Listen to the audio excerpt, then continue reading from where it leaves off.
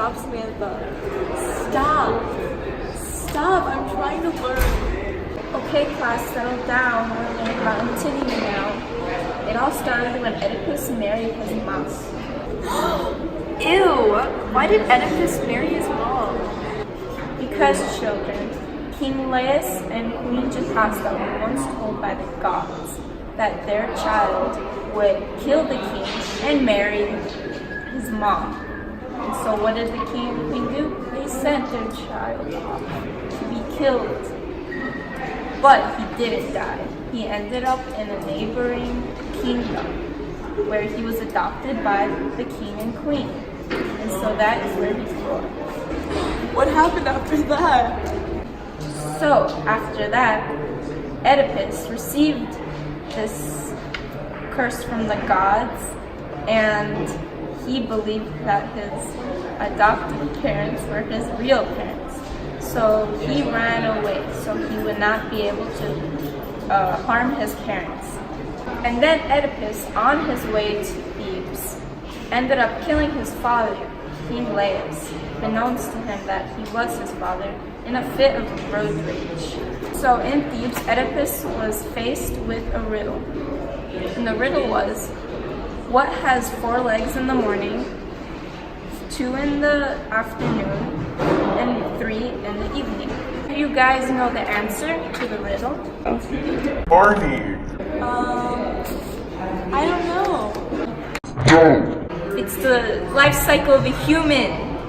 You're uncultured, both of you.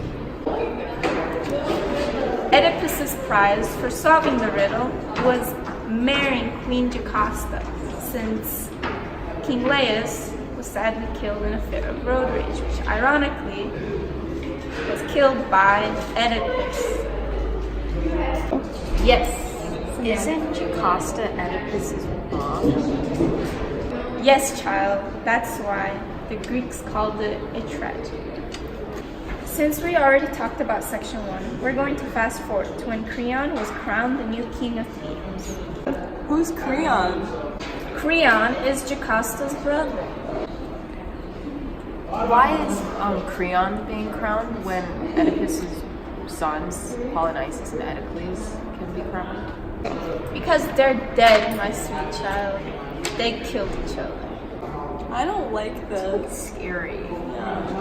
When the two brothers fought, one was considered a traitor and the other a hero. The traitor was not allowed to be buried, as King Creon decreed law of the land. Yes. Is it better to follow the law of the land or the law of the gods? So the gods believed in balance, and so Antigone believed in the law of the gods, and King Creon believed in the law of the land. Antigone snuck out to bury Polynices. She believed in the law of the gods, and she owed them honor. When Creon was crowned, he talked about how Polynices went against Thebes and is a traitor to Thebes. This means that he doesn't deserve to be buried. He tells sentries that he will give no mercy to anyone who goes against his orders and his land.